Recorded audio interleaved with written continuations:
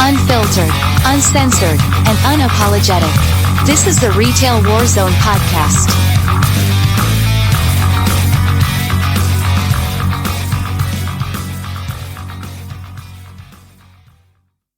So, all right. Tonight we have Allison and Asia with us.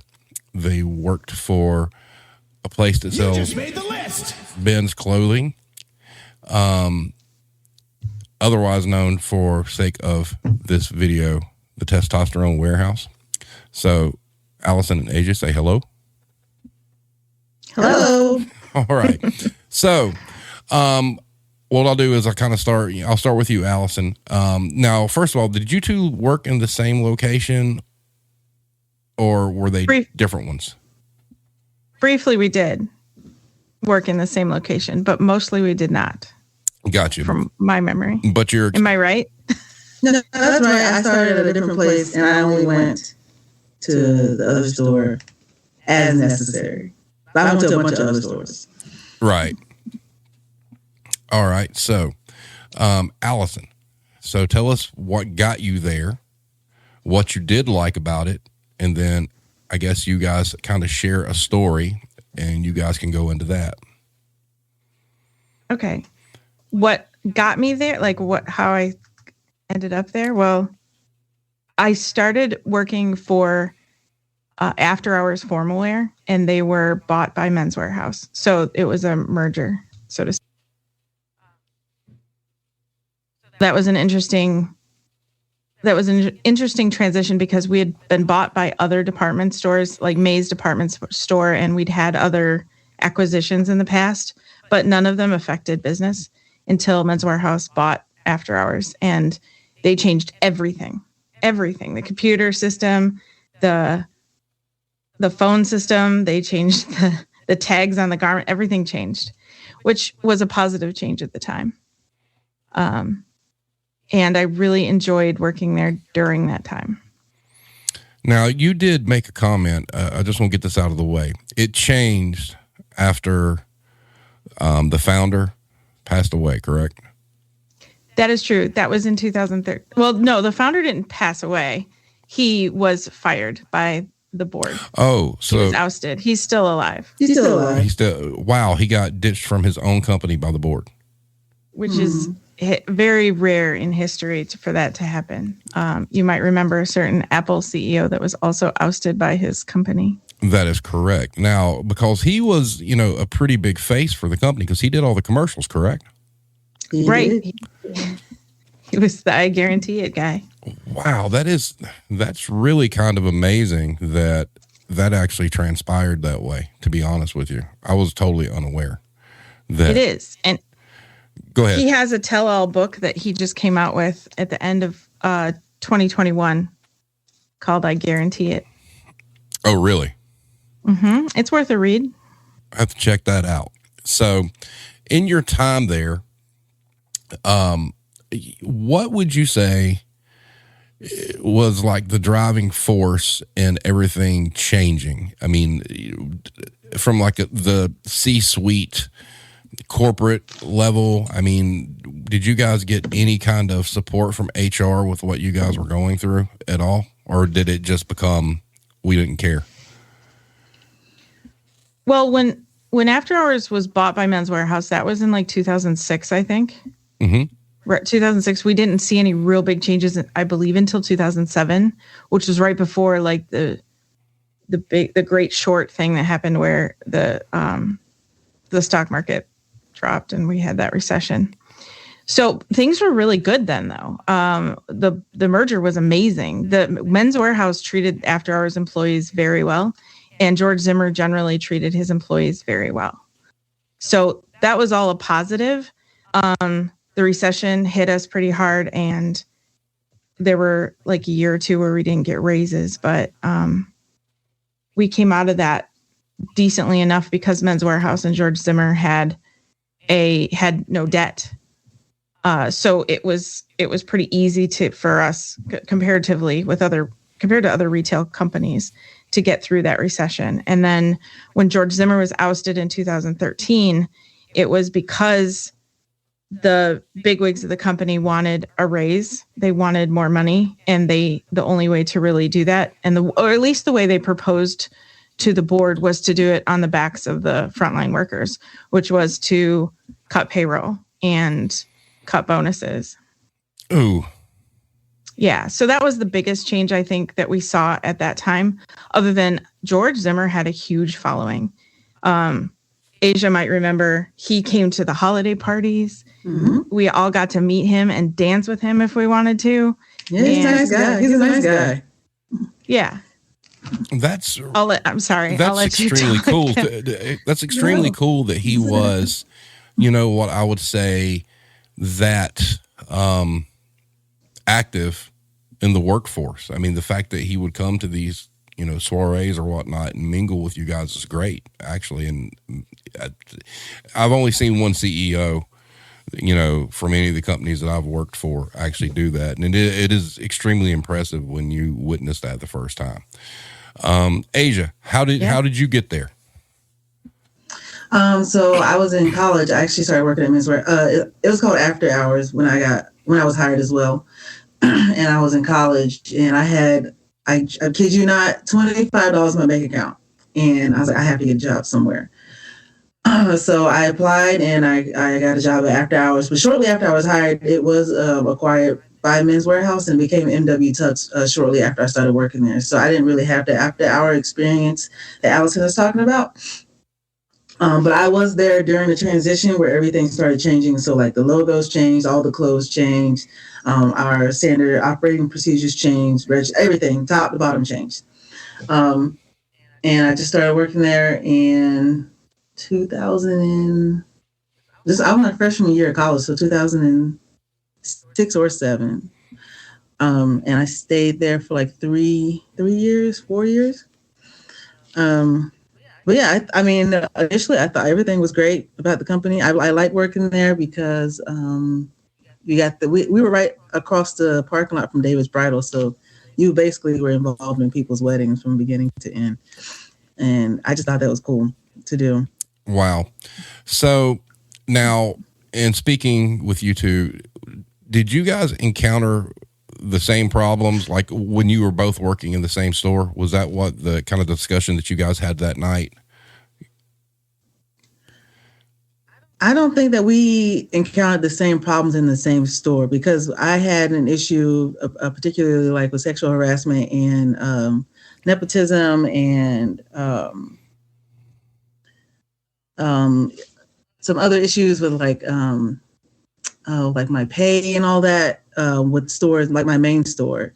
But the stores I work with in Allison, I really didn't have any issues. I mean, besides like her district manager. So your problems did not happen until you were actually, bought by Men's Wearhouse, correct?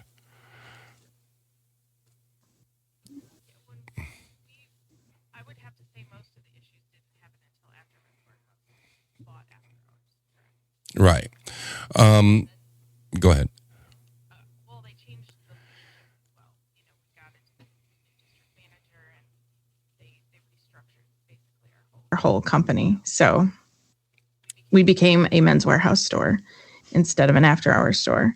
So we had a new district manager, and all of that leadership changed, and we had to get used to it, which was honestly, it was like having a brand new job, but in the same exact location. And I'm sure a lot of retail workers can relate to that. Yes. All right. So, Asia, I want to start with you. So, the sexual harassment, the nepotism and whatnot, if you would be so kind to go into what had happened to you at the location you were at. Right. So my main store, there were really no men there. But there was a bigger store, like not too far. Let's say like it was like less than 5 miles away. So it was a big store. They needed more help. And so I was sent to work at that store because it wasn't very far. And so that's when it started getting a little strange because it was just all men there. And I would basically be the only the only woman that worked there. And I mean, I will say to be a woman that works at Men's Wearhouse kind of works in your favor, because sometimes the men that come in there, they don't know, they want to like get a suit for a date, or they want to get a suit for a wedding or whatever special event. And they'll come ask me, even though like when you worked at Men's Wearhouse, I worked in the rental part, the wedding rental part.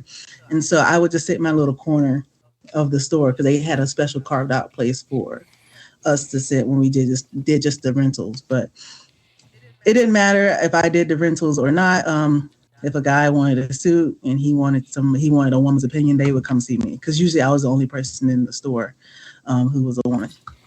But I had I want to say there were 3 managers there, and I only really had an issue with one of them. And he could have been my grandfather's age.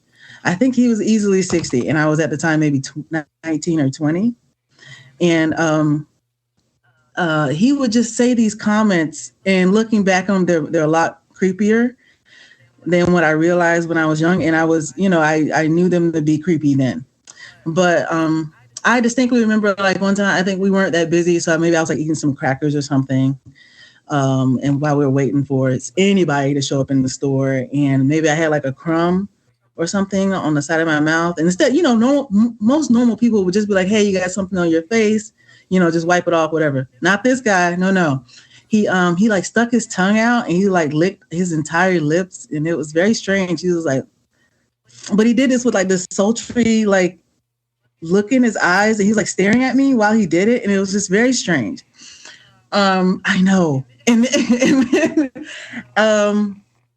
And then he would do some other things, like we were talking about giving kudos to each other. Like people do high fives if they get like a big sale, like if you do like $1,000 package, or if you sell like a big wedding or whatever.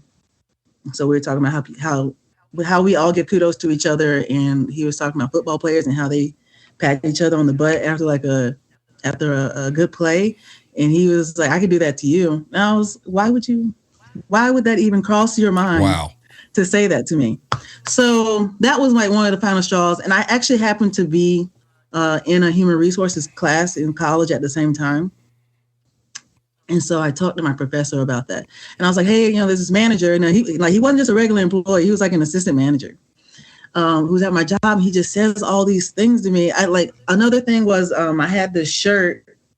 And, I'm a growing person, I'm a growing adult. And so like, I don't know what happened. Maybe I bent down or I did something. I picked something heavy up and my shirt ripped, but I had a camisole on under it. And we have tailors in the back. And so I took the shirt off to get the tailors to repair it, because obviously I can't walk around with a giant hole in the back of my shirt. And so I had to come back out to get like a jacket. And his eyes followed me from the back door to where the jackets were, because basically I had this like low cut shirt on, so I could go, because I had to get my shirt repaired. So I had to go get a jacket. So I had no choice but to walk out to put something on. And I think he watched me the entire night. It was so creepy. It was so weird.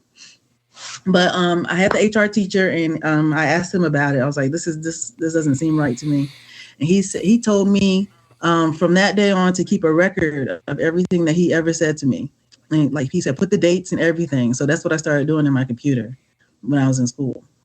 And when did it ever reach a point where you had to either, confront this person's supervisor or go to HR?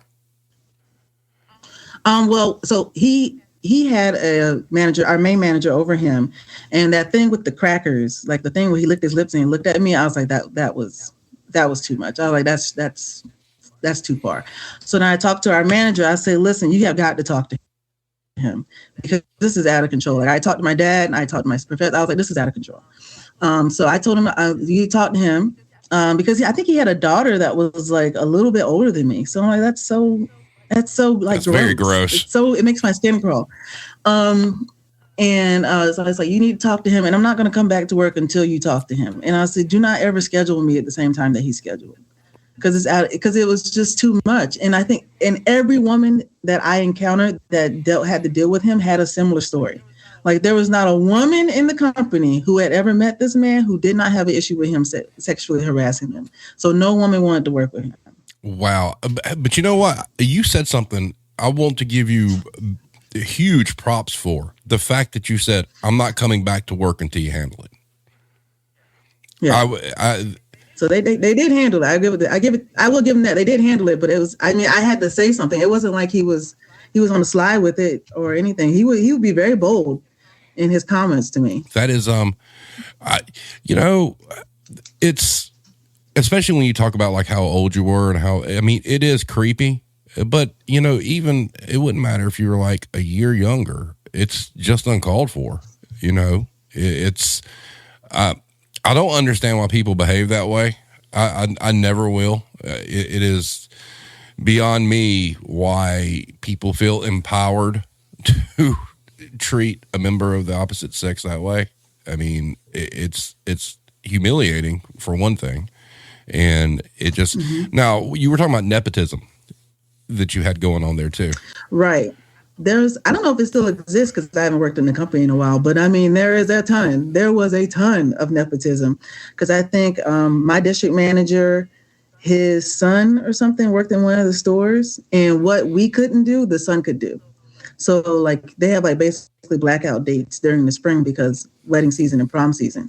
And so I had this is actually why I wound up quitting that job, because I had two conflicting scheduling events, but they had blackout season, and both of them were for school, and they didn't want me to do both of them. They said I had to pick one or the other, and I was like, well, that's not going to work for me because I need to do both. Because it was to graduate, wasn't it?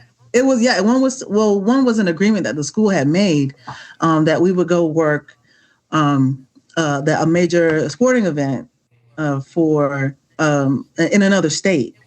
It wasn't like it was like a far drive. It was like a 2-hour drive. But nonetheless, the school had made an agreement that we would go like a large part of our university would go work this sporting event in exchange for like credit and also for experience, because obviously I'm trying to graduate college and get a good job. And so and another thing was like spring break. But if your dorm's closed, where are you going to stay? So I can't come to work. So they was like, you can take spring break or you can work the sporting event. And I'm like, well, this is not an either or thing because I'm only in this town to go to school. I do work here, but I'm only existing in this city to go to this school. So I'm not going to be able to pick either one. So we had a disagreement about that. So they literally were trying to make you choose one or the other. Yes, that was. Oh, that's some bullshit. That was the argument that I was having. Yeah, that's how I wound up not having a job anymore because I just picked both. Very unsupportive. Yeah, but like. I wanted to do spring break, right? Like every college kid does. They were like, no, but if my district manager's son wanted to do it, no problem, approved. Also, the manager for the store I was sent to, his wife was also an employee in that store, but she only worked one day a week. Wait a minute. So the district manager's wife was working in one of his stores? No, not the district manager's wife. The store manager for the other store that I was sent to with the creepy guy. His wife worked in the store. Whoa. Yeah, his wife worked in the store. But she only worked one day a week. And then what else is, I think a couple of district managers' wives do work in stores. So. But see, if that goes on, that's awful. That should never, ever, ever happen. Oh, it did. Really? It's a lot of nepotism. Yeah, I mean, you can't throw a rock without hitting somebody's relative. Oh my God. There was a store. That's exactly true. Yes, absolutely. There was a store, not mine, but near mine, that had a guy working there, or it was a girl working there with her ex-husband and her current husband in the same store. Wait a minute. Drama. The drama was nuts. You mean to tell me that an ex and a current were both in the same store? Oh yeah. How the hell does that happen? It's not like they got along. Wow. Yeah, and they had kids together. Like they all had kids together. They were all. She was the common denominator, being the mom of all the kids. Well, she had kids with both. Yeah. Holy God. That would have to be you could have like a group meeting. Would have to be a nightmare to work in that store. Oh my God. Well, if you got to pick the kids up, I mean, somebody can go get the kids. I know exactly where you are. You can't say that you're not at work. I mean, know where you are. They scheduled. I guess they could just make their own schedule then too around the kids. I don't know, because the current husband was the current store manager. No, wait a minute. The current husband was the store manager. What was the ex-husband? Yeah, he was like a sales guy. The ex was working for the current husband. Correct. Oh yeah, he definitely got the short end of the stick. That's like must-see TV. It was, I mean, thankfully I don't do drama, but it was an entertainment. It was entertaining to watch from a distance. They always were, the district managers and the regionals were all like, I don't know why we have such high turnover in that store. And I'm like, go be a fly on the wall for a day. Oh my God. Like I hear stories coming out of there from customers would come to my store because we were nearby. And come to my store and be like, yeah, we walked in there and they're all fighting. We can't even shop there. Allison, you officially win the award for the craziest retail story I've ever heard, because I've been in this. Oh, do I? Oh, okay. We can go down that road, but I have never. The fact that an ex-husband was working for the current husband, that is something that I've never come across or could even comprehend that it actually happens. Wow. So that's nuts. So, Allison, tell us a little bit about what you had to go through. Well, I worked there for 15 years, so I have quite a list, but I think one of the first things that I noticed happening, one of the reasons Asia brought up a good point was that this manager of hers, was so bold about what he was saying to her. And he was obviously very comfortable being that grotesque. And that is because the culture itself of the company promotes behavior that way, like that. I believe that Testosterone Wearhouse is an old boys club. And for sure.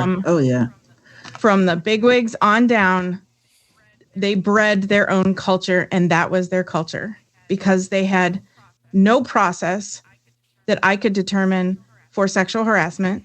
And I have tons of examples of that. We'll go through them all. They had, sure. One of the ones that happened early on, right after we were bought by Men's Wearhouse, I had an employee that was new, fairly new. He was brought in right around the time that I took the store over. So I was a store manager, and he was brought in as an AM. And so I didn't hire him, but he did work directly under me, and he would harass. The staff of that store was mostly college people. The pay was really low. I mean, since 2006, I don't think they ever paid more than $7.50 an hour for anybody walking in the door. Even to when I left in 2020. Wow. To be fair, I was paid $8 an hour, but that's because I got hired during spring season. Oh yeah, the next year they brought me back. They lowered my pay. What? Oh, they'll do that too. So, well, I mean. I think it was a miscommunication, but again, as a young person, like you don't really know how to fight for your rights and all that. So they did lower my pay. So let me ask, I know there's a lot of sales involved. Was there any kind of commission at all? Or was it just, you're making $7.50 an hour tough? There was, it depended on your position, and it depended on what type of store you were in. There are two types of, not anymore, but at the time there were two types of stores at Men's Wearhouse, and one was just a tuxedo rental store where they didn't have a lot of retail to sell. And then there were like the bigger full-size stores that did everything. They had an on-site tailor, and they had the rental and a full retail selection. So if you were in, I don't know, Asia, you'll know. Did you get commission in the tux department? I think because I work basically at the tux rental store like 95% of the time. Okay. I think that the store had to hit a certain number. So like say the goal was 5,000 for the month. That's pretty low. But let's just say it's 5,000 for the month. If the store hit a number, people got a bonus. Like we got a bonus out the register immediately. But when you worked at the bigger store, I know the salespeople they got a base pay plus commission, but then like the people, like the associates who were not labeled as salespeople, they got a percentage of what the salespeople sold. So like maybe like 3%, something like that. So it wasn't like a lot, but for literally no effort, it was great. If you had a good sales team. Okay. Yeah. If you had a good sales team. Yeah. In the store I worked in, commission equaled to about an extra $1 an hour. Oh, wow. On average over the course of a year. So during prom season, when it was really busy, or during the holidays or whatever, you'd get a higher commission. During those times, you might end up with $2 extra an hour. But during the slow season, which was the middle of summer, you might end up with 25 or 50 cents an hour, because your commission, the sales drops, your commission drops. Now, did they do like a commission versus draw? Like, was the commission like, did you get like a weekly commission, or was it for the month? It was every week. Well, it was every pay period. All right. Got you. Yeah. At some point, they switched us from weekly pay to every other week. I don't remember when that was, but it was per pay period. Gotcha. There's a question in the chat. Do you want me to Which one? That? Yeah. Yes, Asia, there is a chat. Said, so Allison was a manager before the merger. Do you feel you would have been promoted to a store manager after the merger as a woman over other men? That's an interesting question. Possibly. And that's another thing I wanted to get to. I think I probably would have. My performance was always pretty high. So I think I would have, especially in the store I was in. The store I was in wasn't like one of the higher dollar stores. Wasn't one of the busiest stores. They generally picked men for the real busy stores. Mine was kind of a middle of the road. Why do you think that is? Busyness.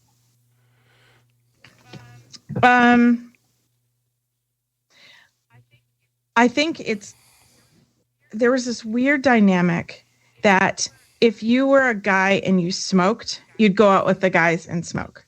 And those are the guys that got promoted. I don't know how else to explain that. It sounds like more of the good old boys club, basically. Yeah. And if you were a woman that got promoted, it was because you were seen. And go ahead and say I know where you're going. If you were a woman that got promoted to something higher than if you got promoted to a large store, or if you got promoted to maybe a training manager or anything above that, you were probably seen rubbing the shoulders of a district manager or regional manager in public, in front of the other managers at a manager's meeting. You were probably very physically close and maybe otherwise physically involved with the people above now, you. do you think that, obviously in your case, you kind of got absorbed in, but do you think that was more of a buying silence, or the person that's, doing the rubbing and whatnot, working their way up?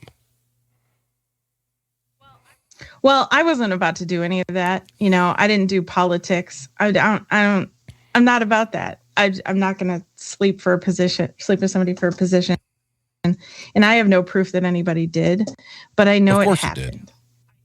Like I know all of those people were involved. And you'd go to like a manager's meeting, or like we'd have these company-wide managers meetings in like Houston and Vegas. Oh, that's a recipe California, for disaster. with these big meetings.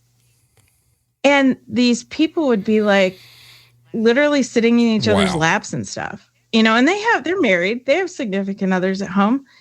And that's just, it was that, what happens in Vegas stays in Vegas kind of mentality. So I didn't do any of that, but I also never progressed past the store that I was in. I believe I would never have been considered for anything beyond what I was, a regular store manager. In your time there, what would you say the ratio was, male to female in the stores? Oh, as far as, I'm going strictly by, employment.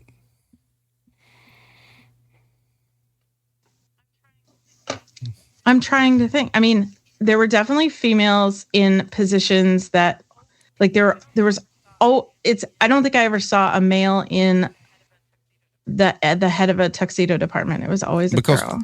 Yeah, because to me, Those are female. you know, for the harassment and the sexism and things to go on, look, I am as fashion blind as they come. All right. You know, it would make more sense to me from a business standpoint to have, you know, women who understand fashion in that position. And it would be really shocking to me. Yeah. I just, honestly, you know, I know it's called Men's Wearhouse, but I think it'd be more beneficial to have more fashion conscious people, you know, regardless of how anybody identifies in that business. Right. Well, and everybody seems to have their own idea of who they'd like to be helped by. Asia said she came from a store that was pretty much all female, right? It was mostly women in my store. And see, that makes perfect sense to me. I mean, I would think that would be the way to go. But I've had plenty of men come in and ask me who can measure them for a suit, and they don't want me to measure them. I'm a girl. They're usually really old school guys. Like, these are older guys that are used to a man being a man's fitting a man. They're not comfortable with a woman measuring them or fitting them. And they believe that men, like, their history is that men worked in men's stores. Right. So I've been told that. It's not real common, to be honest. Typically, guys will listen to a girl, but you know, we had some of the best salespeople I had were guys. So it kind of just depends on who you click with. There really are all kinds of customers, so that's really hard to say. I tried to keep a balance in my store because I really felt like that was important. You know, if the customer feels more comfortable working with a certain type of person, whether they be older or younger or, you know, male or female, it was easier to cater to what they were going to respond better to. So I tried to. And both everybody. Of you know this because you worked in the business. I mean, selling, not everybody can do it. You know, that is an, you know, a skill, and really and truly, you know, coming from a sales background, working at Guitar Center, it's something that you either have or you don't. You can't really teach it. And you're right. I mean, sometimes it comes down to the dynamic. You just find that person that can sell ice to Eskimos, as they say, and you roll with it. And, you know, I've seen people sell stuff. I'm like, how did they do that? Because you wouldn't think that they could. And, you know, it was always told to me that selling is the transference of enthusiasm. And yeah, you know, from that standpoint, yeah, I mean, it really, I don't think you can put a gender on that, obviously, because if you're a good salesperson, you're a good salesperson, and you were probably born with that. Yeah. One of my best salespeople was 18 years old, a really shy young girl from college who had never had a job before. She'd sell circles around everybody. It was amazing. So yeah, you're right about the enthusiasm. She just dove in and tackled it, and she was great. Would you agree with this statement? Older guys think of tailors versus seamstress, barber versus beauty parlor, etc. Yeah, I mean, Men's Wearhouse called all of the people who did sewing tailors. So in that world, they were all tailors. Gotcha. Well, probably, I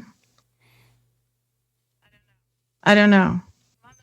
I'm on the fence on that one because I was steeped in this for so long that we just always called it a tailor. That would make sense, though. Or barber versus beauty parlor. I don't know. What do you think, Asia? Yeah, I'm with you on that one. Everybody was called a tailor, so we didn't really do that male female noun thing. Everybody's just the tailor. But I did want to go back to the part where you asked about the balance of the male female salespeople or whatever in the store, because I worked in the tux rental store, and because like I mentioned, like ours was like kind of near the David's bridal. I think that women are raised or kind of brought up to think about their wedding day And so they have far more of an idea of what they want their wedding day to look like versus most men. So women tend to be in control of even what the men are wearing. Like the men may have like some type of input, but as far as like the color goes, or as far as what kind of cut of the suit it may be, that might be in the woman's mind. And so that may be why there were more women in my store, because the women are coming. They're just bringing their husband. He's kind of like in tow. They're bringing him. They're kind of like, oh, what do you think about this material? Because he has to wear it. But as far as what it looks like, most suits kind of look the same. It's like the weight of the fabric determines the color of the black or the color of the blue, and so on and so forth. But I would say the women make most of the decisions as far as a wedding is concerned. Even with prom, like the guys would come in with a picture of the dress, and they're like, I need something that matches this. But the thought process is not really as in-depth as if a woman came in. And so I think that may be why we have more women in our store, because women talking to women about what they were planning for their big day. I suppose there must be some type of relational aspect. Well, you probably plan on having a wedding one day. You understand I'm gonna have my wedding right now, so we can relate to each other like that, and so this conversation would be easier. So I don't think that there was an imbalance. But in the bigger Men's Wearhouse store, there were definitely more men because there was retail, and so we had like 6 rows of suits and pants. And generally speaking, a man does not want a woman helping him try on pants. Yeah, true. So that might be why there are more men there. But for rentals, the decision-making process is different for a rental versus like if I got to wear this suit to a job interview, or versus a date, versus a wedding or a funeral, so on and so forth. So the decision-making process is different, and that may be what dictates who works in what store and where they work. Well, Asia, I've got to agree with everything you just said, especially about like the weddings and whatnot. Yeah, I think you've got that spot on. I don't think that could have been described any better.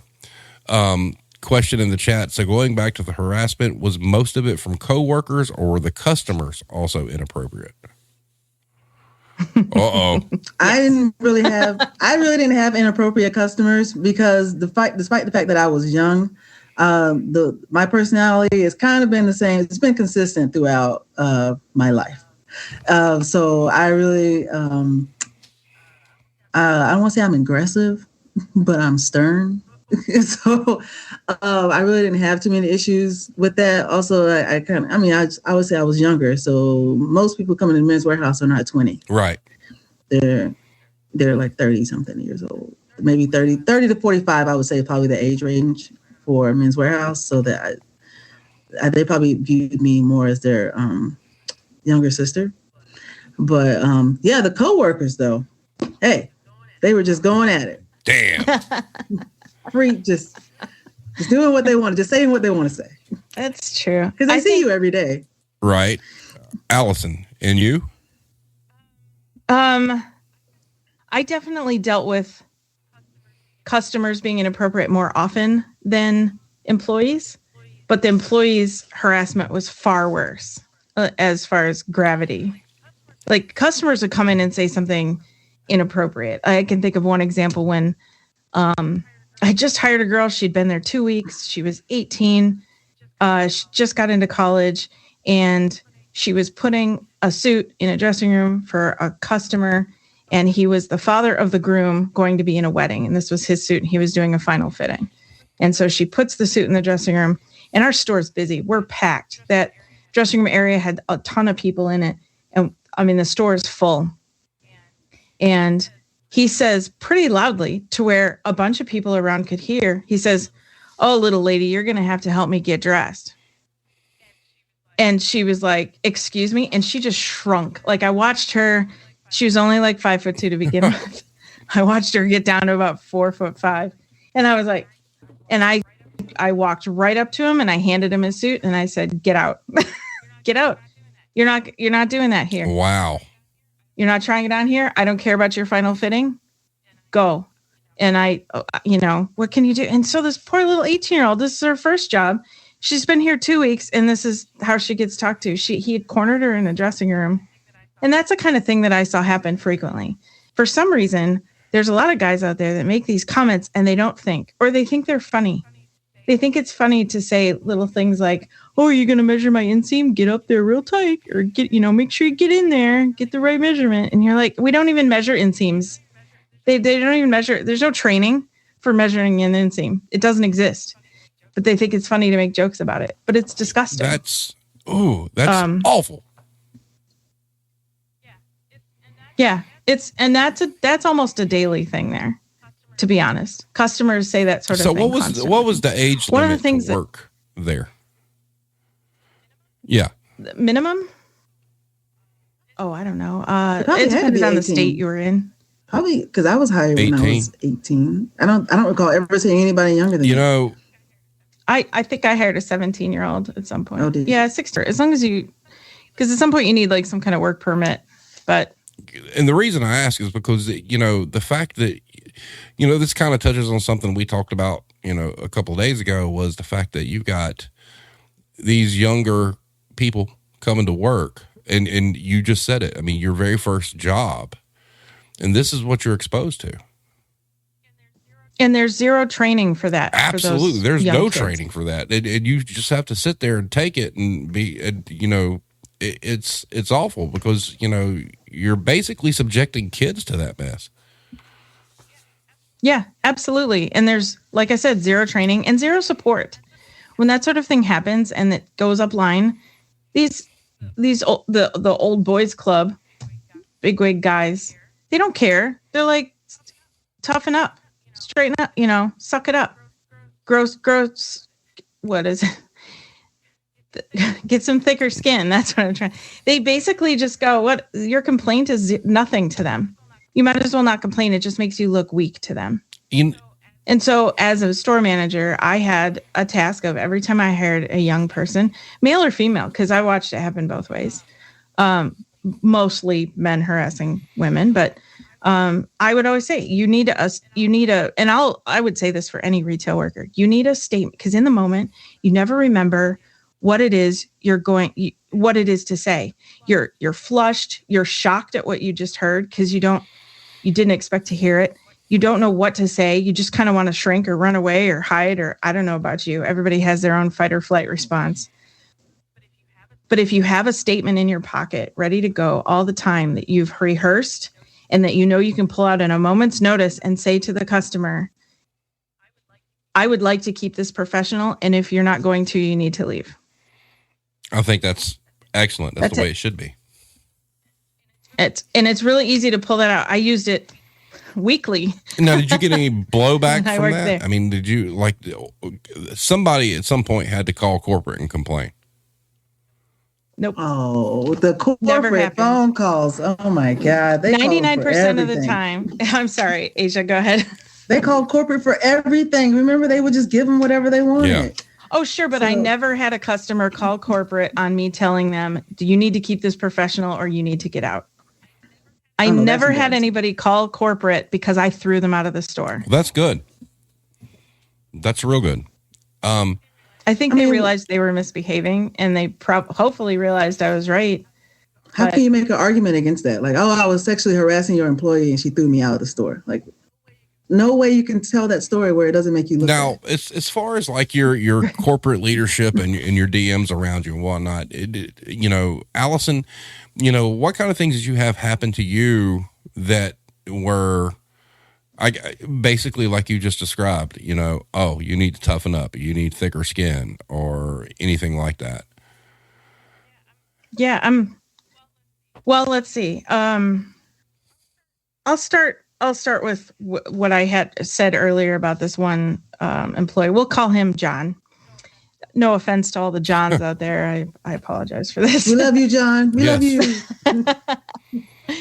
But this guy harassed the young girls in the store. So he was one of those. He was a supervisor in the store, and he was harassing the other young college girls that were under him in position as well as age.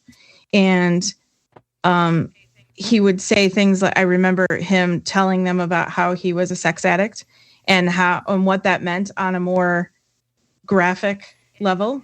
And they came to me and told me, and we're like, oh, this guy has a problem. He's talking to us. Because he's our supervisor, I don't feel like I can tell him to shut up. They were uncomfortable, and he wouldn't stop. And this one particular female employee that worked there had gone to the same high school as him. So she knew him from high school. And he cornered her in a dressing room one night. She was in there cleaning or whatever, and he blocked the doorway and said some really inappropriate things to her. And she was scared. She's stuck in this dressing room. What choices does she have? She can shove him out of the way and get physical, which based on what she had heard from him directly, he would have just liked it. So she was kind of stuck there. And I got a phone call that night, and she said, please don't ever schedule me with him again. And I was like, what happened? And so she told me the story. So of course I call upline, right? My first call is to my district manager, or above him is the regional manager. That's their structure.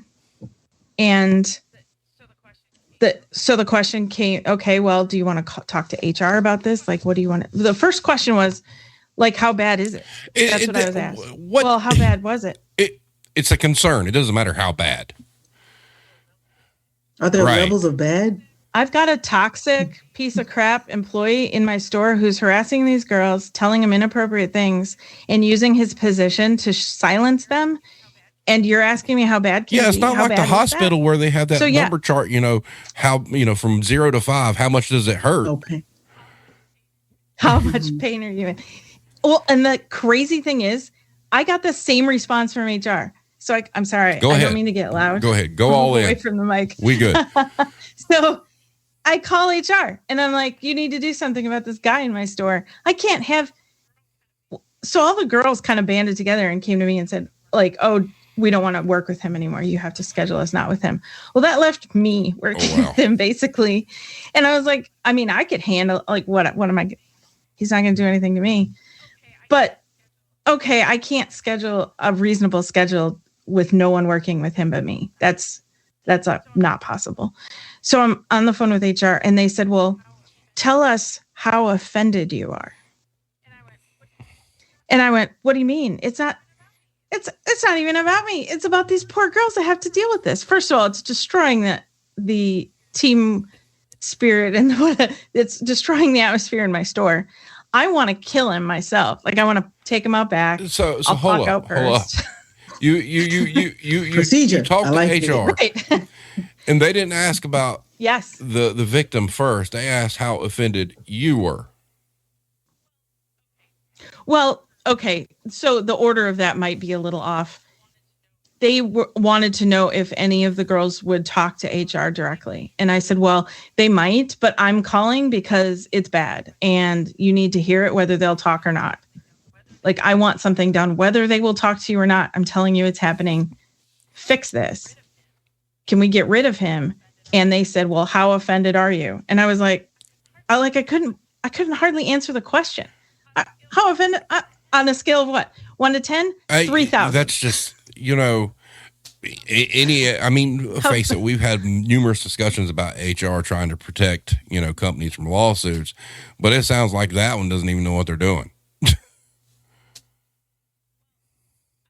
Well, I think because it was, this is before #MeToo, and they were always about trying to quiet it, make it go away without a lot of effort, without any lawsuits.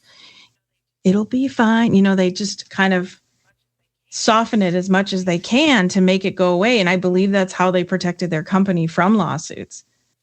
Because I went through 3 district managers with that employee, and they would not fire him. They would not freaking fire him. I had a stack of documentation that was almost a ream of paper thick that I had printed off, and we got this new district manager, and we sat down for lunch one day because he was new and I was getting to know him. He was getting to know me. And I said, well, there's this ongoing problem I need you to know about because, you're going to be involved with it. It's just pick a day. One of his shifts, he's going to do something because he was just a problem in general. So I plopped this ream of paper in front of him, all this documentation. He wouldn't even read it. He wouldn't even read it. He looks at it and he goes, well, we're going to have to start from scratch because I'm new to this situation. And he pushed it across the table back at me. And I'm like, this guy is sexually harassing my employees and nobody is doing anything. Yeah, nobody did anything. It wasn't until I got a regional manager involved. It was a guy above him. And I said, I can't work here anymore. I finally said, I can't do this. And I want you to know why. And he came down, and it happened at the same time as this John guy made a mistake. He screwed up somebody's order, and he actually promised the customer. He screwed up the order, and the customer had to go to a different store to pick up the item that she wanted to get it in time because we didn't have it in stock. He promised her that the other store would pay her gas money to drive there. He said, yeah, when you show up, just tell him I said you'd give him the gas money. And so, of course, she shows up at this other store and they don't know what wow. They don't know what she's talking about. And yeah, this is kind of the type of guy he was. But then he was in front of some other female employees and in front of a former employee and in front of someone else. He said, I have a problem with women in management. I have a problem with women in places of authority. I remember he said, I wasn't there that day, but the other people who worked there told me. He said he didn't like women being ministers. He didn't like women being managers. He didn't like women being presidents or in political spaces. Women had a place and it wasn't in those. And he said it on the clock, on the job, in front of other female managers. And so they had the guts, thankfully, to talk to HR and explain how uncomfortable they were working with a guy that was uncomfortable with women in management. And so this regional guy came down and fired him the next day. And the reason they weren't even going to let him go then, because it took like one of the heads of the legal department. I remember the person's name. I don't remember their exact title, but they were involved with legal and HR. And they said to me, he said, I have a problem with women in management. There should be no question whether or not we let him go, because the regional guy wasn't even sure if we could let him go after that. And the lady who was working for HR said, if he said I have a problem with Jews in management, or I have a problem with blacks in management, we would fire him immediately. Yep. Why is it that we can't? Because he said women. Get rid of him. And so, yeah, and now I do want to say, I've mentioned this before. It is they've done studies and whatnot, and this is in defense of all women that have worked in any kind of business in a managerial position. Look, it's been proven. I mean, women have a better attention to detail. It's the whole women in management thing. There's nothing wrong with that. And if you have a problem with that, then get to stepping, Well, yeah, you're welcome to go work somewhere else for anybody else. And you having an attitude about it isn't going to change it. I mean, to me, that's, and the person for legal who stood up, I mean, that is very valid. I mean, you're right. If he would have said any number of different categories, they would have fired him on the spot. And saying that he was uncomfortable with women. Basically, he was saying a woman in any position of power whatsoever. Yeah, you need to go, bro. Yeah. That's basically half the workforce for Men's Wearhouse anyway.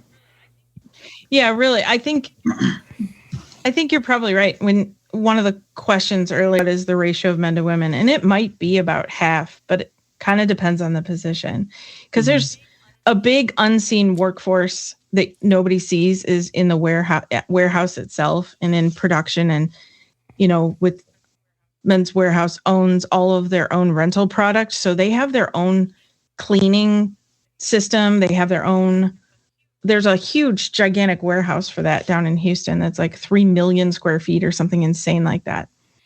So, and that's staffed with a whole bunch of people and nobody just ever curious, sees. because I've never shopped at one. Okay. So a Men's Wearhouse, Do they have like their own line of suits and stuff? Okay. Yeah. They won't be under a Men's Wearhouse name. Like you won't see a suit that has a Men's Wearhouse tag on it. You'll see a suit that has their in-house brands, but they're theirs. Are those made overseas by any chance?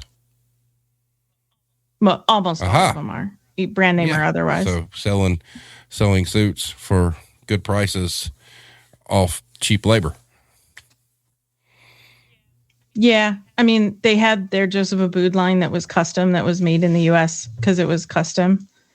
And that was made in Massachusetts or something, but everything else was overseas. Right. So what else you got as far as like other things you had to go through? Well, some of it, a lot of the rest of my stories have to do with me personally experiencing harassment. Real quick before we get into that, was it harassment from above you, or did you ever have any kind of experience with like employees underneath you trying to do it?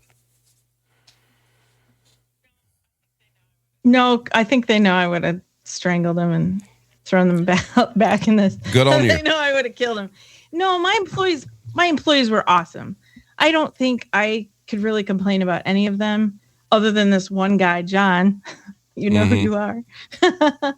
No, my employees were always amazing.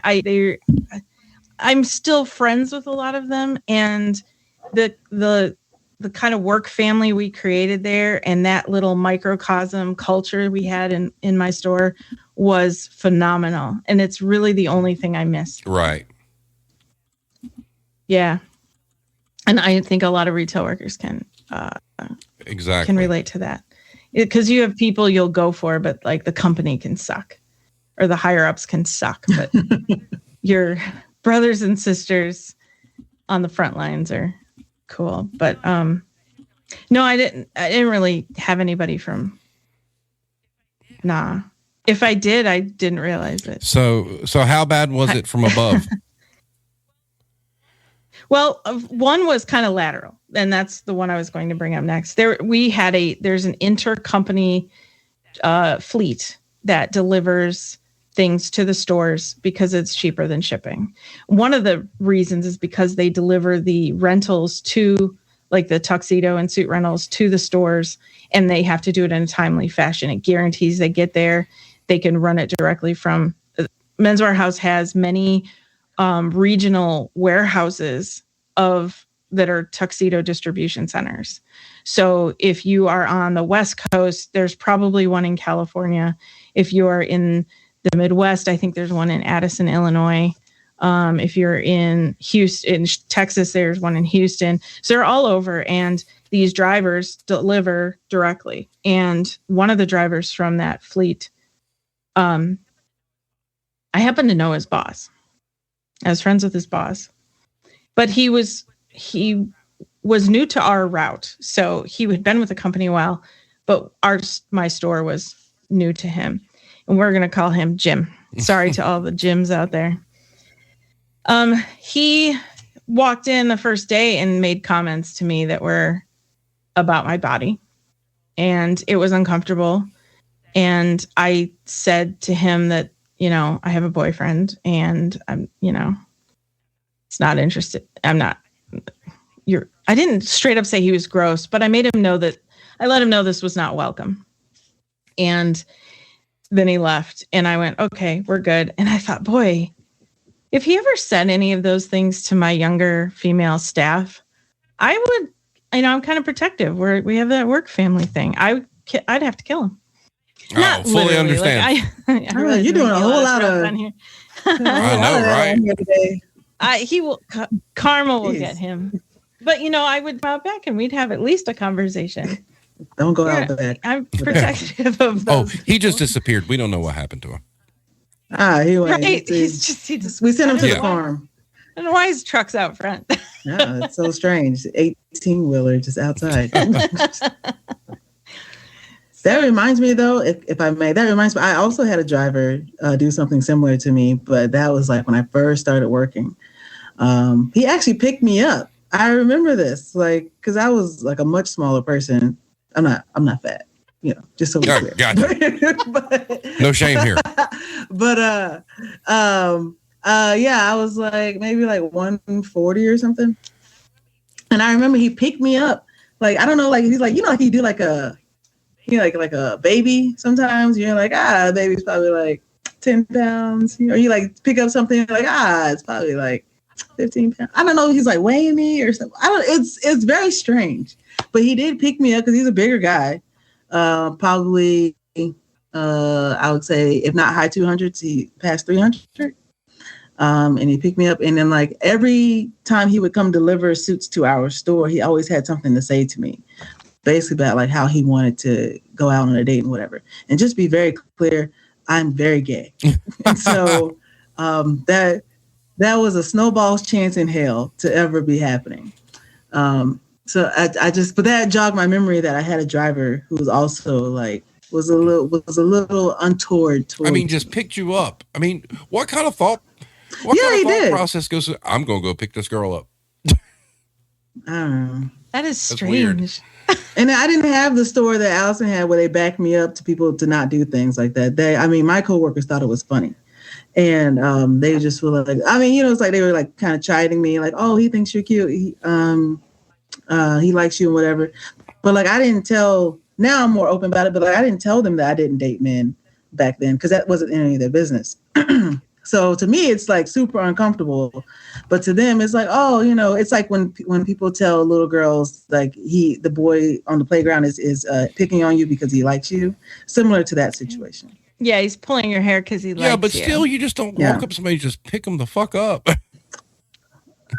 Listen, I was surprised when it happened. I don't know. What do you do to that? Because somebody just picks you up. Like, what do? You go kick your little legs in the air? What am I going to do? I'm 5'5". Well, at least he didn't throw you up in the air like a baby and like catch you, yeah.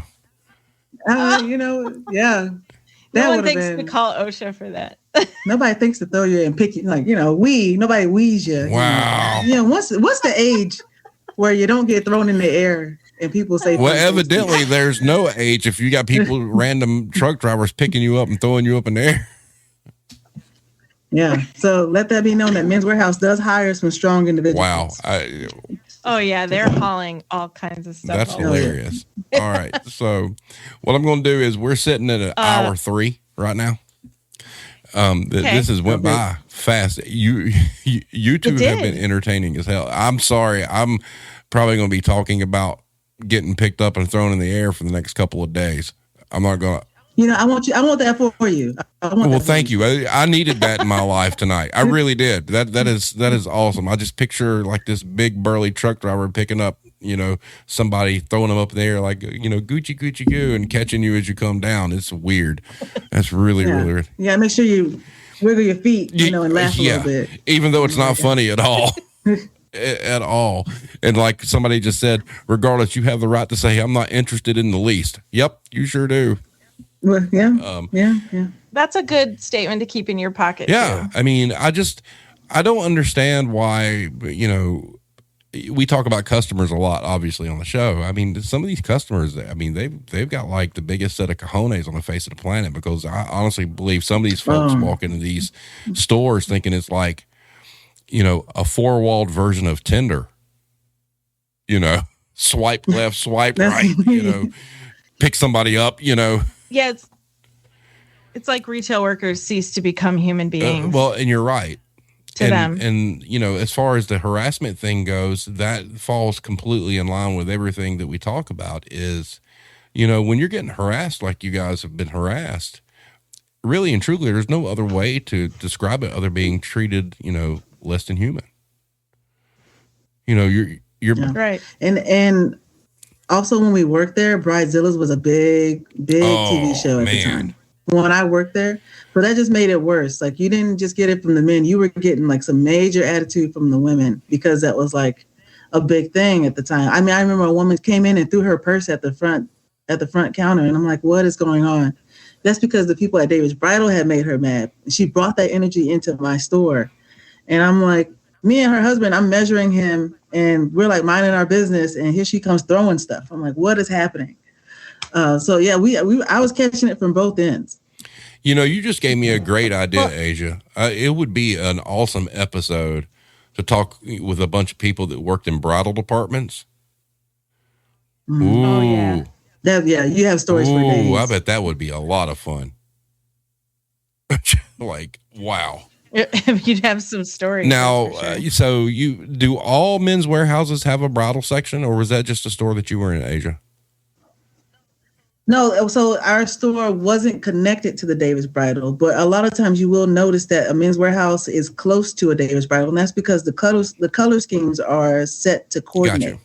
So if a bridesmaid's dress may be cherry at Davis Bridal, then what tends to happen, when I worked at, what tended to happen was there was also a cherry vest or a cherry bow tie or tie that would coordinate to the dress at Davis Bridal. So that's why the connection was there, I think, on a corporate level, so that they would have an easy way to match the suits.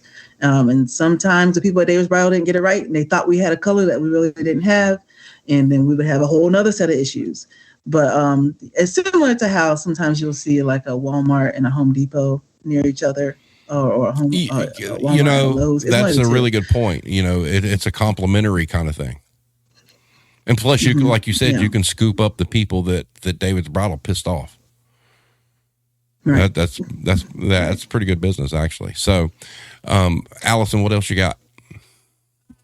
Well, really, it was about how HR handles the rest of what I have is about how HR handles harassment complaints.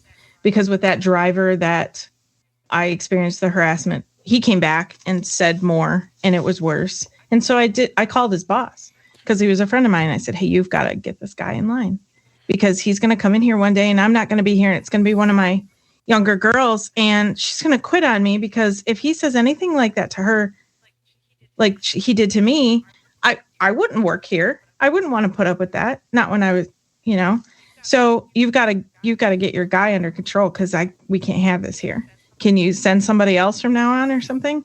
And he said, actually, I've had so many complaints about this guy and my boss won't let me fire him. Can you call my boss and tell him this story? And I said, I mean, if that's what I have to do. And that's when I learned that there was really like no real process for this. I called his boss. Now his boss is like the head of transportation for all of Men's Warehouse, the fleet. It's like everybody across the country. His boss is like, yeah, okay, tell me what's going on. And I told him what's going on. Now, I don't know if anybody out there realizes this, but when you have been harassed or if you are going through something like you've been abused in some way and you have to tell people about it, telling the story over again makes you relive it in your mind. Mm-hmm. And so telling it to this guy, I realized, oh, this is uncomfortable. I've got to tell this again. This sucks. But I got through it because I'm like, this will be it. I tell this guy, he makes it go away. So we're done. And he said, okay, thank you for telling me. I will handle it. We'll talk soon. I'll let you know what we're going to do. Oh, and the question was always, how offended are you? And what would you like to see happen? And I said, well, I never want him to be able to do this to another human being ever again in his whole life. But I know you don't have any control over that. So just making him go away in whatever that means to you is fine. And so I left it at that. And then I got a call a few hours later from another guy. And this guy was in another state, in another department, who was somehow connected with HR and the fleet management. I don't exactly know his title, but he said, hi, I'm the guy before you told me the story, and I really need to hear it from you. What's going on? Because we're looking into what we need to do with him. So I need to know directly from you what happened. I can't hear it through my hear it through this other guy. And I was like, you mean I have to repeat this again? That's 3 times now. Because this is now the 3rd time. I had to repeat that story 5 times. At one point, I was talking to the head of HR himself. I was talking to him, explaining to him what happened. And I said, if I have to repeat this story again, I'm going to escalate this 100-fold because I don't ever want to have to say these words ever again in my life. But why am I having to tell this story 5 times to to the head of HR finally, because you have no system in place for when this happens. I can't be the only person that's ever experienced sexual harassment in Men's Wearhouse. So you didn't. And this wasn't even that long ago. We're talking like 6-7 years ago. It's not like way back when. So there's no, like, obviously, as you stated, there's no process. Okay. There's no, or maybe have they changed since then? You can't just like, there's not like a complaint line or an ethics line or anything like that within. Oh, there is. And does that actually go to a real person? Yes. And I've used that line 5 other times regarding regarding one of my regional managers, because that was the other problem I had, was with a regional manager that would constantly talk about how women need to be wearing dresses and heels. He would always say things like, "You're lucky to be a woman working at Men's Wearhouse." There would always be these creepy stories about how he would go to other store managers in the area. Like, it never happened to me, but I would always hear, we all talk. So you go to this one other store manager and be in the back room alone with her and be like, I can make your life a lot easier around here if you just, and they'd call me and be like, "You're never going to believe what this guy said to me today." And I'm like, "You didn't do it, did you?" Like, absolutely not. But he was looking, and he wasn't even careful about it. Like this, he was way too comfortable doing it. Which means he's got away with it for a very long time. Oh, yeah, absolutely. Mm-hmm. So I called HR every single time one of these things happened where he's saying things to me like, "You're lucky to be a woman working in Men's Wearhouse," and stuff like that. Absolutely, I'm calling HR. I was so done with him because he was constantly making these comments, about how women have their place and blah, blah, blah. And so the process is, when you call this number, they have a hotline where you can stay anonymous or you don't have to. That's up to you. But when you call, they are required to do an investigation, and it goes down the line. So it starts at the VP. So this is the hierarchy. Mm-hmm. It starts at the VP. They tell the VP, right below him are all the regionals, and then so on. So it goes to the VP. Well, guess who's one of the biggest part of the problems in Men's Wearhouse are those VPs. The one in particular I'm thinking of was probably the worst. And I can tell you that George Zimmer himself had issues with this, where he was himself engaging in women in the company, particularly at the holiday parties and events where managers were, and everybody knew it. You knew what was going to happen at those holiday after parties. They had these after parties. They were usually in a VP's hotel room or George Zimmer's hotel room himself. They were in out at Chaminade, which is a resort in San Jose. The Chaminade is amazing, by the way. This has nothing to do with them as a company. So I do not want anyone to say anything about Chaminade because they are phenomenal. The people that work there are great. But he had like this, suite there, and everybody knew what was going on in that suite. And you knew it because I knew it. I knew not to show up. Certain people knew not to go. If you wanted to, not be part of that, then you just didn't go. But yeah, there was stories that came out of that stuff. Those nights were. So the VPs are part of the problem. They're part of the cultural problem. George Zimmer was part of that culture problem. He was great at treating his employees well. I believe part of it was that he had to. He might have truly cared about people. And I really, truly believed in his management style, coming from a servant leadership, putting employees first, even ahead of customers. That is how it should be done. But this guy perpetuated a culture that was absolutely grotesque. And the VPs that are still there in that company today are still living by those principles and operating that company by those principles. And the people in that company are still suffering those consequences. I have to agree with you because I've always felt like not necessarily the VPs, but when you get to the regional VPs, I think you've got some companies out there where your VPs and your actual presidents are actually pretty decent. All right. but you could almost equate most of retail regional VPs with the VPs you're speaking of at Men's Wearhouse. They're a stopgap. Nothing makes it past them. You know, it doesn't matter how bad That's it right. is. It gets to them and that information stops. The people that really need to hear what's going on never hear a bit of it.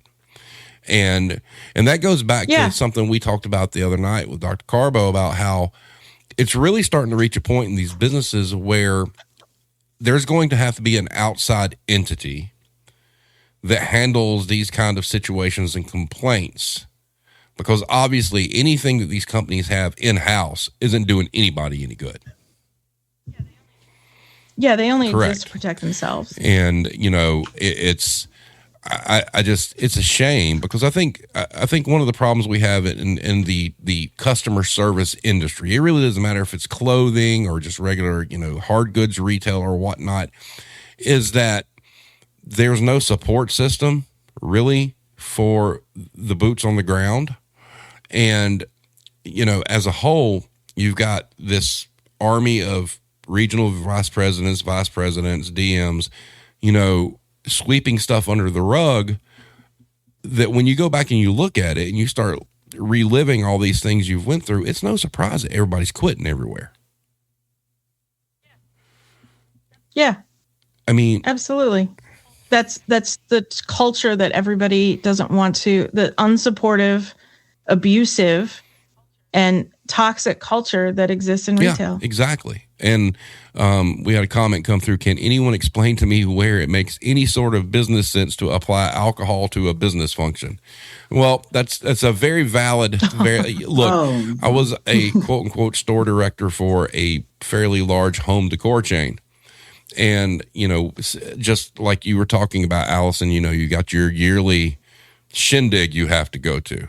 And ours was in Texas and at the Gaylord Texan. And, you know, they basically bought a club for a night. And, you know, at our dinner events, it was open bar. And that comment makes a lot of sense because there's just some people that act a fool and cause some problems. And it's almost like they provide that because they expect that. You know, to me, if you're offering that, somebody somewhere, you know, it's not necessarily like the higher ups, but people understand that's going on and it becomes predatory because you're using that. Well, and to address that whole business sense to apply alcohol to a business function, it was a holiday party. So yes, it is a business function, but I have to tell you, everybody knew that those after parties, it was way more. Oh yeah, than it's alcohol. the you know, you can't talk about what happens in the champagne room. I mean, yeah, because the champagne is the nicest part about it. Exactly, and you know, and that's amazing because you know I've had instances you know where I get to sit back and watch how people get foolish. And it's like, whoa, because all that stuff eventually down the line, it might not happen in your current career where you're at, but karma's a thing, man. It's going to come get you. And, you know, I'm thankful, you know, for both of you that you know, especially you, Allison, with what you had to deal with, that you got out. So what made you leave? Was it this kind of lack of support system or it was just time to go? Well, part of it was, there was a lot of reasons. It was right we got furloughed when the pandemic started for 2 months, and it didn't matter what part of the country you're in. They furloughed everybody at the same time. And I don't know, I've been told, and maybe someone can help me with this, but I've been told that what they did was illegal. And I was told that today. So I haven't had time to research it, but, the final straw was when they brought us back after the furlough at a gigantic pay cut. Like 30-40%. Yeah, because here's an example. If you're making, as I don't have a good one, but basically if you're making $10 an hour, they brought you back at $5.50 or $6. And no commission, No more commission. They got rid of that. No more bonuses. They got rid of that. You were straight hourly. So you didn't even have that to fall back on. Do you have any So you got knowledge cut of plus. whether or not they took the government loans out for the payroll protection program? That'd be something to look up. I don't. What I do know is that they brought all the managers. Like there was a new guy they hired who is he used to work for me. He was one of my sales guys that I hired. And he was in college, and they brought him in as a store manager at another store, and they paid him the same amount as me after I'd been there for 15 years. Wow. I know and I don't know if that was a gender pay gap thing or if that was just all the managers are making the same now. I know the company I worked for during the pandemic that, I got quote unquote furloughed as well, actually got the government loan, and it was only used to keep their quote unquote ride or die employees employed. Everybody else got laid off. So, yeah. But, it sounds like, Testosterone Wearhouse is pretty appropriate, especially from an upper level, probably getting out of the store level into the DM, regional range. It seems like it's an appropriate title, to be honest with you. And, I'm sorry that you guys had to go through it. I mean, Asia, it sounds like yours sucked, but, Allison, it sounds like yours was one of those things where you want to start clawing people's eyes out. And I hate that you had to go through that, but you're in a better place now, right? Oh, yeah. Yeah. I have to tell you one thing about this. I had migraines every 3 to 4 days to where I was seeing a specialist and I was working with doctors to try to figure out why I was getting these migraines. And I was on high blood pressure medication. I'm not even that old, but I was on high blood pressure medication. I was on daily migraine medication, and I had like a migraine pain reliever for when I got them anyway. And even on the meds, I was getting them every 3 to 4 days. And when we got furloughed for those 2 months, do you know I didn't get a single migraine for 2 straight months? And that's when I knew that was a huge sign that it was time to go. So when they offered me almost nothing to come back, I was like, and then he paid what's his name the same amount. I was like, I'm out. It's amazing what leaving the business does for you. It really is. I mean, I'll be honest with you. I've said this numerous times. The only thing I miss really is the money, because my mental frame, mental state is so much more relaxed and better now. It is. Yeah. And when you're put in these situations and whatnot, I mean, a lot of people, one of the things, reason, I started this whole thing is people don't really understand how hard the business really is. They considered it, they consider what all of us do low skill, no skill or whatnot. It's a hard job. And, for you folks, if you work in a situation where it's a selling environment, people really, really have no clue how hard that is. That is not easy. Well, it's also, we deal with a lot of life milestones, which people are really connected to. Like, I mean, one thing I've learned over the years that no matter what happens, people will always make space for a milestone. So that's like when a child is born, or that's like Sweet 16, or, a quinceañera or a wedding, or no matter, nothing will stop those. And so a lot of that ties into emotion. And so when like the smallest hitch happens with a person's wedding or a person's prom or debutante ball or whatever, you get the brunt of that, even though it has nothing to do with you. And people don't understand that. And I mean, you can get 4 or 5 people who are just coming at you during the day, just over a simple miscommunication. It's like, what is going on? Because I'm not clear on why you're upset with me, because I'm really just here to sell you a tuxedo. So yeah, I mean, people don't really understand that some people have very small triggers because they've had this idea of something in their mind for so long and they want it to go perfectly, and then a small hitch throws it off, and now you're getting yelled at for something that you don't even control. Yep. It's a lot of emotion. And a lot of idealism, definitely. And, when you're, especially like, to your point, Asia, a lot of what you guys dealt with were special events.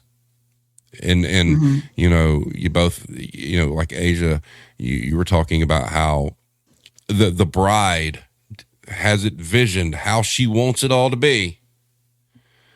you know, that is a next level rage that you get if that goes down.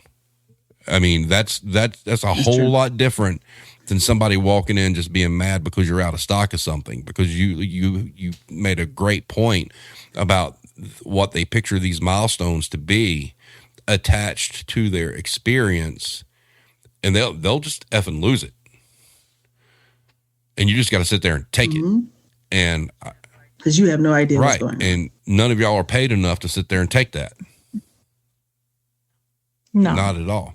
So now, if I had $1 for every time a girl going to prom for the first time came into the store and put her dress, or a picture, or a swatch, or her dress itself on the counter, and discovered we didn't have the exact shade of pink to match her dress in a bow tie for her boyfriend, how many times that happened where she just broke down into tears right there in the store?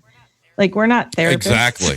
But you're dealing with that. I mean, what do you say at that point? I mean, you're right. You know, you've got the bad side where you can get yelled at, and then all of a sudden you got people who break down, and you're like, we're not emotionally equipped to handle that. You know, it's not like there's a training manual when you, oh, by the way, part of your training program is if somebody starts crying, you're no, you know, it's just kind of like, you know, my wife will tell you, I'm terrible, you know, with somebody crying. I don't know how to respond. I'm just kind of like, just all the color just drains out of me, and I have nothing to say. I'm like, sorry, you know.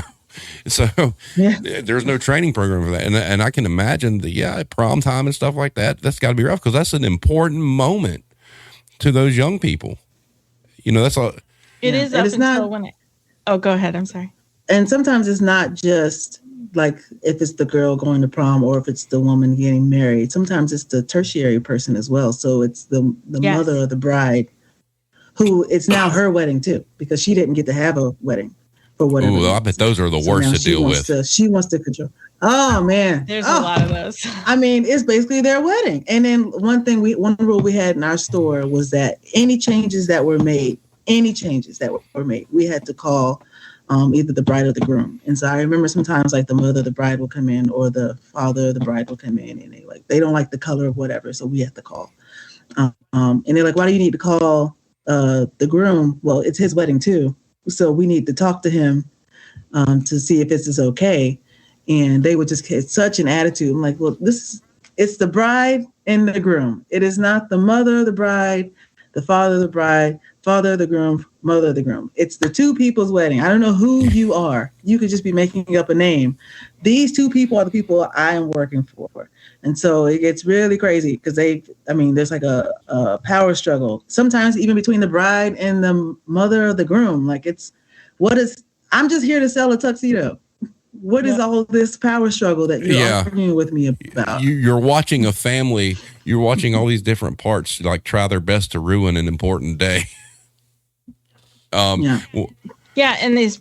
most of the employees there are making $7.50 an hour. They're like not right. Exactly.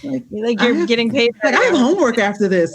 I have algebra in the morning. I don't care about what you're talking about. That's the important stuff. One lady, I kid you not, one lady called my boss and said I was trying to ruin her wedding. And I told my boss, if I tried to ruin this lady's wedding, I would just change her entire wedding. I could change everything about that wedding. I could change the tuxedos. I could change the day they delivered. I could change the color, everything. I could change literally everything. She would never know.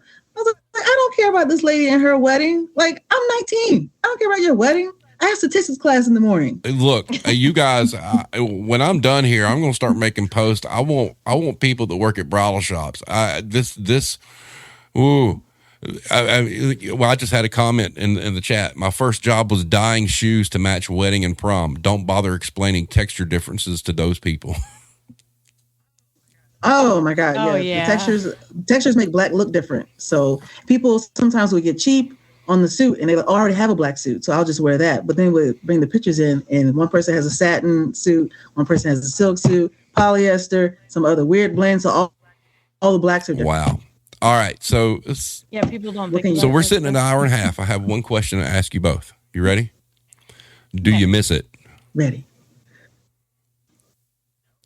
No. I do. I have made like Allison said, I have made a lot of good friends.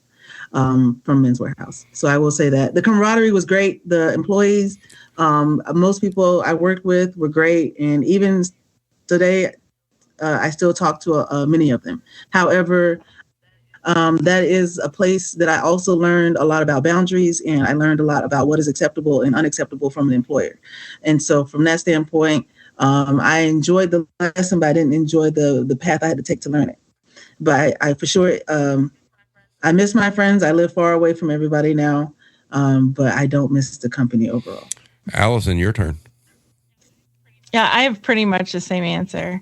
I enjoyed the job itself. I think making people look good with fashion is fun, and you can watch someone walk in that is wearing, jeans and a t-shirt, and you get them in front of the mirror in a suit, and it changes them when they feel good about how they look. And I did really enjoy that. But really right now, all that I truly miss are the work family that I had and the people that work there. The company can go burn in a fire.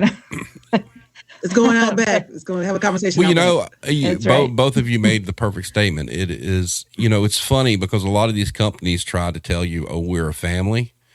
Well, no, not within the boundaries of the company you are, but you wind up making friends that basically become family, for a lifetime. And if there's one takeaway from the entire industry, at least we got that, and I've made wonderful friends all through the years, the different places I've worked, same with, with y'all. And that really, when you look at it, it's kind of like the only benefit you get out of working in, retail or sales or stuff like that, or the relationships that you get, because everything else, like you said, the company can just burn to the ground. Again, it shows how the workers understand it more than the corporations, because that's a byproduct of being concerned about the people. And, those relationships continue long after you're out of the business, but the business is still standing and they're wondering why they've got turnover. Well, guess what? They've kind of missed the point. So culture matters. Does matter. Yes. Mm-hmm. So culture matters. So you two ladies, thank you so much. Now, I might be reaching back out to you again, because I'm dead serious about this bridal thing. Let's do it. So we got yes. There are groomzillas too, and we have those. Super. Yeah. So give me a couple weeks. I got some stuff coming up, and we're going to do this bridal thing. I've made up my mind tonight. We're going to do it. So I'll be back in touch with you guys. Just to let everybody know, next Wednesday, the year anniversary shindig for the Retail War Zone. We're 1 year old as of Groundhog Day. Right. And special surprise for those that don't know that are going to be on the show, Adam Cott will be with us. So we're going to talk about, what our year has been like and where we've been and whatnot. Allison, Asia, thank you so much for being here tonight. It's always a blast doing these kind of things. And, I love having people tell their stories. The Retail War Zone is basically a story-driven machine. So, it is what it is. But like I said, I'm going to be getting with you guys. We're going to do the wedding thing sometime in March. So are both of you good with that? All right. Yeah. So thank you for not a problem. No, that's perfect. Oh yeah. So we are going to go in March. So get your notes and stuff together, and we're going to do this. All right. All right, everybody. Absolutely. Have a great night, and we will see you next Wednesday.